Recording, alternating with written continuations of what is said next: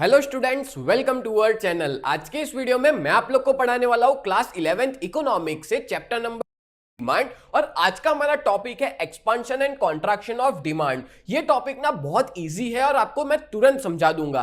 आगे बढ़ने से पहले मैं आप लोग को बता दूं कि अगर आप लोग ने अभी तक हमारे चैनल को सब्सक्राइब नहीं किया है तो कर देना, बिकॉज जब तक आपका 12th खत्म नहीं हो जाएगा ना तब तक हम लोग इसी तरह के videos economics, OCM, accounts, tax, हर एक सब्जेक्ट के आपके लिए वीडियोस लाते रहेंगे, जिसकी वजह से आपकी प्रिपरेशन बेस्ट तरीके से हो। तो शुरुआत करते हैं आज के हमारे इस टॉपिक की। सबसे पहले हम लोग समझते हैं कि expansion and contraction of demand होता क्या है। बट इसको समझाने से पहले मैं आप लोग को बता दूं कि अगर आप लोग ने लेक्चर नंबर 2 जो है वो नहीं देखा तो वो पहले देख लेना, बिकॉज आपको पता ही होगा डिमांड जो होती है ना वो दो चीजों से ही बदल सकती है। यानी कि फैक्टर अफेक्टिंग डिमांड आपको याद होगा। डिमांड कौन सी दो चीजों से बदल सकती है? तो एक होता है प्राइस, प्राइस की वजह से डिमांड बदल सकती है, और दूसरे होते हैं अदर देन प्राइस, यानी हम लोग उसको कहते हैं अदर फैक्टर्स या अदर डिटर्मिनेंट्स। ठीक है, तो यहां पे बात की जा रही है प्राइस की। अगर मान लो कि हमारे अदर फैक्टर्स जो है वो सारे अदर फैक्टर्स कैसे रहेंगे? कांस्टेंट रहेंगे। ठीक है, और बदलेगा तो क्या बदलेगा? प्राइस बदलेगी। ठीक है, और प्राइस के बदलने से अगर डिमांड बदलती है तो उसको हम लोग expansion and contraction of demand कहते हैं। क्लियर हुआ? और यहां पे भी सेम यही लिखा है, when other determinants are assumed to remain constant. जैसा मैंने बताया कि अदर फैक्टर्स या अदर डिटर्मिनेंट्स कैसे रहेंगे? कांस्टेंट रहेंगे। एंड प्राइस इज वेरिड, और क्या बदलेगा? प्राइस बदलेगी। तो उसी को ही हम लोग क्या कहते हैं? Expansion and contraction of demand कहते हैं। बोलो, क्लियर हो गया? अब हम लोग स्पेसिफिक समझते हैं कि एक्सपांशन क्या है और कॉन्ट्रैक्शन क्या है। देखो, when price falls keeping other determinants constant, मतलब कि अदर फैक्टर्स कांस्टेंट रहेंगे और जो प्राइस है वो क्या हो जाएगी? कम हो जाएगी। और प्राइस जैसे ही कम हो गई, there is expansion of demand. और जो डिमांड बढ़ती है ना, आपको पता है कोई भी चीज सस्ती होती है तो लोग उसको ज्यादा खरीदते हैं। तो प्राइस अगर कम होती है और उसकी वजह से अगर डिमांड बढ़ती है तो उसको हम लोग क्या कहेंगे? उसको हम लोग कहेंगे एक्सपांशन ऑफ डिमांड। बोलो, क्लियर हो गया? और अगर अकॉर्डिंगली व्हेन प्राइस राइजेस, और जब प्राइस कोई भी चीज की बढ़ती है, कोई भी चीज महंगी हो जाती है, तो उस टाइम पे लोग क्या करेंगे? उसको कम खरीदेंगे, मतलब कि डिमांड क्या हो जाएगी? कम हो जाएगी। और अगर प्राइस की वजह से डिमांड कम होती है तो उसको हम लोग क्या कहेंगे? कॉन्ट्रैक्शन ऑफ डिमांड कहेंगे। बोलो, क्लियर हो गया? बहुत इजी था ये तो। अगर प्राइस कम होती है तो एक्सपांशन ऑफ डिमांड, और अगर प्राइस बढ़ती है तो कॉन्ट्रैक्शन ऑफ डिमांड हम लोग कहते हैं। और यहाँ पे एक कंडीशन हमेशा याद रखना कि जो अदर फैक्टर्स है ना वो कांस्टेंट रहेंगे, और डिमांड बदलनी चाहिए किसकी वजह से? सिर्फ और सिर्फ प्राइस की वजह से। तो ये मैंने आपको एक्सप्लेन कर दिया कि एक्सपांशन और कॉन्ट्रैक्शन ऑफ डिमांड होता क्या है। अब मैं आपको इसका डायग्राम और टेबल समझा देता हूं। ठीक है, तो एग्जाम के अंदर आप लोग जब भी ये लिख लेते हो इसका मीनिंग वगैरह, उसके बाद आपको लिखना रहेगा, बनाना रहेगा इसका टेबल और डायग्राम। कैसे बनाना है और क्या है वो मैं आपको डिटेल में समझाता हूं। यहां पे ध्यान सभी का। देखो, यहां पे देकर रखा है price of a commodity in rupees, और यहां पे देकर रखा है demand of the commodity in units. ठीक है, जैसे मान लो मैं यहां पे चॉकलेट की बात कर लूं। ठीक है, फॉर एग्जांपल चॉकलेट जो है उसकी प्राइस 3 रुपए, तो आप क्या कर रहे हो? 3 चॉकलेट खरीदते हो। ठीक है, अब ऐसा होता है कि जैसे जैसे चॉकलेट महंगी होती जाती है, पहले कितनी थी? 3 रुपए की थी। अब जैसे जैसे चॉकलेट महंगी होती गई ना, आपने क्या किया? आपने अपनी डिमांड को कम कर दिया। प्राइस बढ़ी, डिमांड कम हो गई। मतलब वही चीज कि जब प्राइस बढ़ती है तो डिमांड क्या हो जाती है? कम हो जाती है। ठीक है, कम हो जाती है, उसको हम लोग क्या कहते हैं? हम लोग कहते हैं कॉन्ट्रैक्शन ऑफ डिमांड। तो जब डिमांड 3 से 1 पे गई तो इसको हम लोग क्या कहेंगे? इसको हम लोग कहेंगे कॉन्ट्रैक्शन ऑफ डिमांड। बोलो, क्लियर हो गया? एकदम इजी था, क्योंकि अगर देखो सीधी सी बात है, चॉकलेट महंगी होगी तो हम कम खरीदेंगे। अब मान लो कि चॉकलेट जो है उसकी प्राइस सस्ती हो गई, पहले 3 रुपए थी, अब कितनी हो गई? 1 रुपए हो गई, सस्ती हो गई। तो हम लोग क्या करेंगे? हमारी डिमांड को बढ़ा देंगे। हम लोग पहले 3 यूनिट खरीदते थे, 3 चॉकलेट खरीदते थे, अब जब 1 रुपए की हो गई तो मैं कितनी चॉकलेट खरीद रहा हूं? 5 चॉकलेट खरीद रहा हूं। ठीक है, मतलब प्राइस कम होती है। ठीक है, तो क्या होगा? डिमांड जो है वो बढ़ती है, सीधी सी बात। और जब चॉकलेट सस्ती हो गई तो मैंने डिमांड को बढ़ा दिया, और इसी को ही हम लोग क्या कहते हैं? इसी को हम लोग कहते हैं एक्सपांशन ऑफ डिमांड। बोलो, क्लियर हो गया? बहुत ज्यादा इजी है ये तो, आसानी से आपको समझ में आ गया होगा। पर मेन चीज ये होती है कि कैसे इसको हम लोग डायग्राम में कन्वर्ट करें, कैसे इसके बेसिस पे डायग्राम बनाए। यहां पे मैं आपको एक चीज बता देता हूं, याद रखना हमेशा कभी भी डायग्राम को याद मत करना, टेबल के बेसिस पे पूरा डायग्राम जो होता है वो बनाया जाता है, ठीक है। तो सबसे पहले आप लोग को दो एक्सिस प्रिपेयर कर देने हैं, एक एक्स एक्सिस और दूसरा वाई एक्सिस, ठीक है। और यहाँ पे पॉइंट ऑफ ओरिजिन, अब मैंने आपको बताया था कि हमेशा एक्स एक्सिस पे क्या आता है, डिमांड आती है। यहाँ पे किस चीज की डिमांड है, तो डिमांड ऑफ कॉमोडिटी, तो आपको पूरा लिखना रहेगा, ठीक है। डिमांड ऑफ द कॉमोडिटी, और वो किस में है, यूनिट्स में है, तो इन यूनिट्स, डन। और वाई एक्सिस पे क्या देके रखा है, वाई एक्सिस पे प्राइस आएगी, तो यहां पे भी हम लोग पूरा लिखेंगे प्राइस ऑफ द कॉमोडिटी, और वो किस में है, इन रुपीस, ये आपको पूरा लिखना रहेगा, ठीक है। अब हम लोग यहाँ पे पॉइंट्स को प्लॉट करेंगे, जैसे देख सकते हो आप लोग, प्राइस जो है वो कितनी है, 1 2 3 4 5, तो यहाँ पे हम लोग पॉइंट्स लिख लेंगे, तो यहाँ पे 1 फिर 2, अब देखना गैपिंग में आप ध्यान रखना, हर एक के अंदर इक्वल गैपिंग रखना, ठीक है। फिर 3, देन आफ्टर 4, देन आफ्टर 5, ठीक है। देन बात करें डिमांड, तो डिमांड कितनी है, 1 2 3 4 5, तो यहाँ पे हम लोग क्या लिखेंगे, डिमांड लिखेंगे 1 2 3 4 और 5, डन। अब हम लोग पॉइंट्स को प्लॉट करेंगे, शुरुआत हम लोग करेंगे 3 से, क्योंकि हमारी पहले कोई भी जो प्राइस थी वो कितनी थी, 3 थी, और हम कितना खरीदते थे, 3 यूनिट खरीदते थे। तो यहाँ पे मैं पॉइंट को प्लॉट कर लूंगा 3 पे 3 को, ठीक है। तो ये हमारा रेडी हो गया पहला पॉइंट, जिसको मैं नाम दूंगा पॉइंट ए, डन। अब बात करते हैं, जब प्राइस जो है वो क्या हो गई, महंगी हो गई, प्राइस बढ़ गई, तो उस टाइम पे डिमांड कम हो गई, तो प्राइस 5 एंड डिमांड 1, तो प्राइस आप देख सकते हो 5 और डिमांड कितनी हो गई 1, तो एक पॉइंट यहां पे प्लॉट किया जाएगा, डन। देन बात करें तो इसको हम लोग कौन सा पॉइंट नाम देंगे, इसको पॉइंट बी नाम देंगे, ठीक है।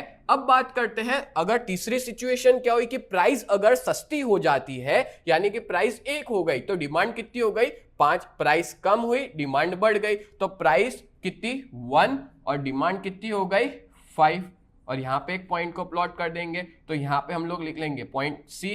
अब आप लोग ना इसको स्केल से एकदम सीधा कनेक्ट कर लेना, ठीक है। तो ए पॉइंट से बी पॉइंट पे क्या हो रहा है, ए पॉइंट क्या हुआ, देखो ए पॉइंट तो आपको पता ही है कि जो 3 3 थी, अब जैसे ही प्राइस बढ़ी डिमांड कम हो गई, तो प्राइस बढ़ने पे डिमांड कम होती है, तो उसको हम लोग क्या कहते हैं, उसको हम लोग कहते हैं कॉन्ट्रैक्शन ऑफ डिमांड। ये आपको डायग्राम के अंदर ना लिखना पड़ेगा, ठीक है। अब देखो ए पॉइंट से सी पॉइंट पे क्या हुआ कि प्राइस जैसे जैसे कम हुई डिमांड बढ़ती चली गई, तो इसको हम लोग क्या कहेंगे, इसको हम लोग कहेंगे एक्सपांशन ऑफ डिमांड। बोलो क्लियर हो गया। अभी भी यहाँ पे एक चीज जो है वो लिखनी बाकी रह गई है, ये कौन सा कर्व है, डिमांड कर्व है, तो यहाँ पे हम लोग इसको डिनोट करेंगे डीडी के साथ, दैट मीन्स कि ये कर्व कौन सा है, डिमांड कर्व है। बोलो क्लियर हो गया। तो यहाँ पे आपका जो पूरा डायग्राम है वो रेडी हो जाता है, एक बहुत सिंपल है, यही चीज मैंने यहाँ पे प्रेजेंट की है कि जैसे प्राइस बढ़ती है डिमांड कम हो जाती है, और प्राइस कम होती है तो डिमांड क्या हो जाती है, इंक्रीज हो जाती है, जिसको हम लोग कहेंगे एक्सपांशन ऑफ डिमांड, बढ़ जाती है, जिसको एक्सपांशन ऑफ डिमांड कहा जाता है। तो एक चीज आपको क्लियर हो गई होगी कि जब भी डिमांड प्राइस के बदलने से चेंज हो तो उसको कॉन्ट्रैक्शन ऑफ डिमांड या तो एक्सपांशन ऑफ डिमांड कहते हैं। और यहां पे अदर फैक्टर्स जो थे ना वो सारे के सारे एकदम कांस्टेंट थे, उसमें कोई तरह का बदलाव नहीं हो रहा था। क्लियर हो गया। अब यहां पे आपका टॉपिक खत्म नहीं हो जाता, आपको ये सारी चीज को एक्सप्लेन भी करना पड़ेगा, कैसे करना है वो भी मैं आपको सिखा देता हूं, ठीक है। बहुत ईजी है, ये कभी याद मत करना, इसको ना हम लोग खुद बना के लिख सकते हैं। जैसे कि in the above schedule suppose the initial price is ₹3। Yes, हमने अभी देखा हमारी इनिशियल प्राइस कितनी थी, 3 थी, और उस टाइम पे हम डिमांड कितना करते थे, 3 यूनिट का करते थे, which is seen at point A. Yes, हमने उसका पॉइंट भी कौन सा दिया था, हमने उसका पॉइंट ए दिया था। डन, इतना क्लियर हो गया।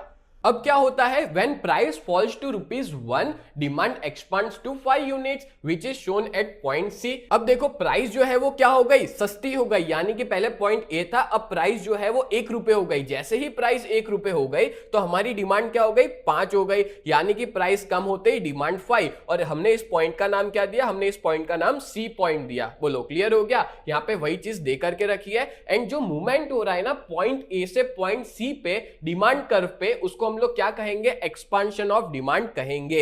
ये भी आप बना के लिख सकते हो कि the movement from point A to point C on demand curve DD is called expansion of demand. देखो बताया ना मैंने, ए पॉइंट से सी पॉइंट की जो मूवमेंट है उसको क्या कहते हैं, एक्सपांशन ऑफ डिमांड कहते हैं। चलो आगे बढ़ते हैं next. Now from the initial point A if price rise from 3 to 5। अब देखो ए पॉइंट से प्राइस जो है वो महंगी हो जाती है, ठीक है। ये पॉइंट था ए इनिशियल पॉइंट, वहां से प्राइस महंगी हो गई, तो प्राइस महंगी होने पे हम लोग क्या कहेंगे कि प्राइस इंक्रीज हुई तो डिमांड क्या हो गई, कितनी हो गई, कम होके 1 हो गई। प्राइस बढ़ने पे डिमांड कम हो गई, तो यहां पे हम लोग क्या कहेंगे, वहां पे एक और पॉइंट आएगा जिसका नाम देंगे पॉइंट बी, ठीक है। और ये जो पॉइंट बी होगा उसको हम लोग क्या कहेंगे, जैसे पॉइंट ए से पॉइंट बी पे जो भी शिफ्ट देखने को मिला है, शिफ्ट तो नहीं कहेंगे, मूवमेंट कहेंगे, जो भी मूवमेंट देखने को मिला है ए पॉइंट से बी पॉइंट पे डिमांड कर्व पे, उसको कॉन्ट्रैक्शन ऑफ डिमांड कहा जाएगा। मतलब ए पॉइंट से बी पॉइंट पे गए, उसको हम लोग क्या कहेंगे, कॉन्ट्रैक्शन ऑफ डिमांड कहेंगे।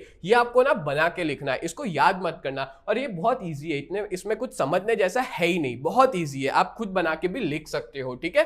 तो ये जरूरी है, तब जाके आपको 3 मार्क मिलेंगे। बेसिकली ये जो टॉपिक है ना वो 3 मार्क में पूछा जाता है, बट कुछ कुछ स्कूल वाले 5 मार्क में भी पूछ सकते हैं, बट 3 मार्क के हिसाब से आप लोग प्रिपेयर करना है इसको, ठीक है। चलो आगे क्या दिया है, in a way expansion and contraction of demand occurs on the same demand curve. Yes, ये भी याद रखना कि जो एक्सपांशन और कॉन्ट्रैक्शन होता है ना वो सेम डिमांड कर्व पे होता है, हमने अभी देखा, ठीक है। एक्सपांशन और कॉन्ट्रैक्शन जो होता है वो सेम डिमांड कर्व पे देखने को मिलता है। ये बी पॉइंट, ये पॉइंट हो गया सी, डन। और एक्सपांशन जो है उसकी मूवमेंट कैसी है, डाउनवर्ड मूवमेंट से, यानी कि एक्सपांशन नीचे की तरफ होता है, और कॉन्ट्रैक्शन की मूवमेंट कैसी है, अपवर्ड मूवमेंट है। जो कॉन्ट्रैक्शन ऑफ डिमांड है वो किसकी तरफ होता है, अपवर्ड की तरफ होता है। बोलो क्लियर हो गया। तो इस तरह से मैंने आपको पूरा का पूरा डायग्राम समझा दिया, आपको इसका टेबल समझाया और इसका एक्सप्लेनेशन भी समझा दिया। बट लेक्चर अभी यहाँ पे फिनिश नहीं हुआ, आप लोग को एक इंफॉर्मेशन देनी बाकी है। आप लोग अगर 11th स्टैंडर्ड में हो और आपको पढ़ाई में कोई भी तरह की दिक्कत आ रही है तो आप लोग हमारी बैच में ज्वाइन हो सकते हो, जहां पे सिर्फ 3000 रुपए यानी कि 2999 में हम लोग 4 सब्जेक्ट पढ़ाते हैं, अकाउंट, स्टैट्स, इकोनॉमिक्स और ओसीएम।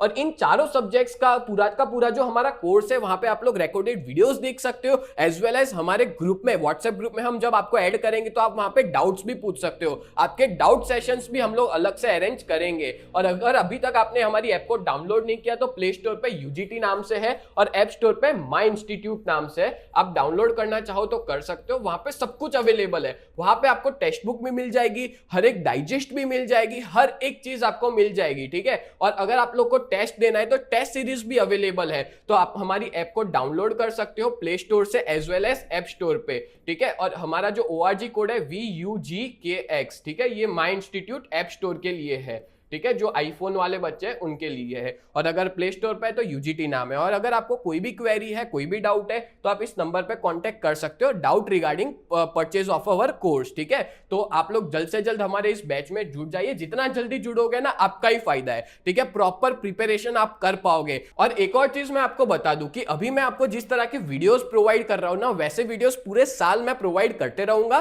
तो आप लोग ने अभी तक चैनल को सब्सक्राइब नहीं किया है तो कर लेना, बिकॉज जब तक आपका 12th खत्म नहीं हो जाता तब तक हम लोग आपके लिए इसी तरह के वीडियोस जो है वो बनाते रहेंगे। और मैं गारंटी देता हूं पूरे YouTube पे इस तरह का कंटेंट देने वाला कोई भी चैनल नहीं है। तो आप लोग सब्सक्राइब भी करो और आपके फ्रेंड्स को ये जो वीडियो है वो सेंड कीजिए, जिसकी वजह से वो लोग भी अच्छे से प्रिपरेशन कर सके। तो उम्मीद करता हूं ये पूरा वीडियो आपको बहुत अच्छे से समझ में आया होगा। तो मिलते हैं नेक्स्ट वीडियो में, तब तक के लिए bye and thank you so much.